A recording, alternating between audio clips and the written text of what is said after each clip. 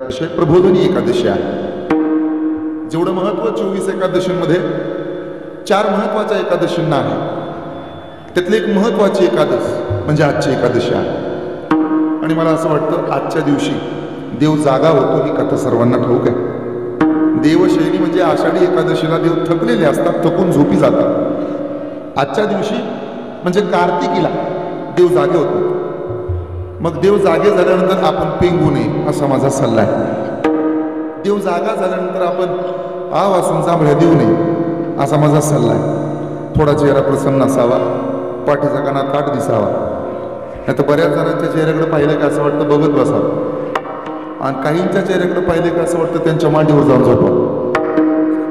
त्यालाही good night, आपल्यालाही good night. थोडा पाठीचा काना ताट सरळ. आजची ही एकादशी अत्यंत पवित्र आहे. माझ्या दादा, देवाला भेटायला जाताना साधू देवाशी बोलतात, यात काय नवल. साधूला शिव्या जरी घातल्या तरी त्या देवाला प्रिय होतं. पंढरपूर गजबजलेलं, सूर्य पूर्वेला उगवला, पाखरं घरट्यातून जागी झाली, लेकरं आईजवळ, वासरं गाईजवळ गेली. जनाबाईनं थेट पंढरपूर गाठलं. महाद्वारात पुढे गेल्या आईसाहेब, चंद्रभागेचं स्नान केलं, अजूनही पुढे गेल्या. पुंडलिकाचं दर्शन घेऊन आईसाहेब बरोबर पांडुरंगाच्या समोर उभा राहिले. पांडुरंगा बोलायचंय मला. बोलता बोलता बोलण्याचं रूपांतर वादात, वादाचं रूपांतर भांडणात झालं. जनाबाई भगवंताच्या लढीवाळ भक्त पांडुरंगाला समोर पाहिलं आणि जनाबाईनं आपला पदर खून शिव्या द्यायला चालू केलं. अरे अरे इट्या मुळ मायेच्या, या ओव्यात का शिव्या येतो?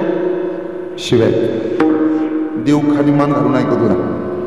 मग एकाने विचारलं, जनाबाई काय?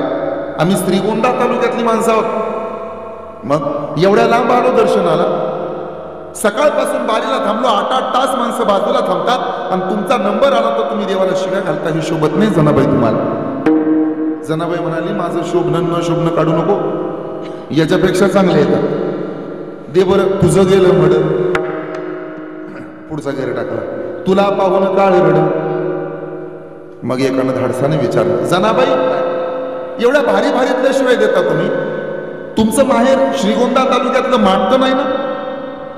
तुला कसं कळलं? शिव्यावरून.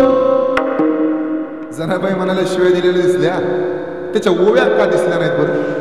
हे कलियुग आहे. एखाद्या माणसाकरता तुम्ही 100 वेळेला चांगलं काम करा, त्याची मदत करा, आणि एकदा त्याच्या मदतीला पडू नका. माणसं काय ध्यानात ठेवतील? मदत केलेली ठेवतील का तुमच्याकडून मदत नाही झाली ते ठेवतील? हे कलियुग आहे. आपल्या पोराचा पहिला नंबर आला तरी शेजारची लोक आपोआप बोलायचे बंद होतात. कष्ट करून घाम गाळून देवाला गाडी घेतली आपण तर शेजारची माणसं बोलायचे बंद होतात. आपल्या बोरला पाणी लागलं तरी लोक बोलायचे बंद झालेत. आणि देवाला शिवाय देतोय आपण, मग काही गप्प बसले असतील का पंढरपुरात?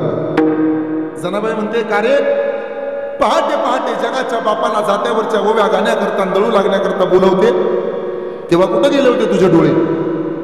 मी पहाटे भजन करते. सुंदर माझे जाते गे फिरते बहुतुके, ओव्या गावो कौतुके तू ये रे बा. राहिलं का ओव्या ध्यानात तुमच्या? म्हणे नाही. असं आहे, आपण कितीही चांगल्या चाली गाऊ द्या आणि एकदा आपला आपसुरी होऊ द्या, एवढं ध्यानात ठेवतात हे आपसुरी झालं बरं का. आपण किती पाठांतर करू द्या आणि एखादं प्रमाण आपलं चुकू द्या, तेवढं ध्यानात ठेवतो.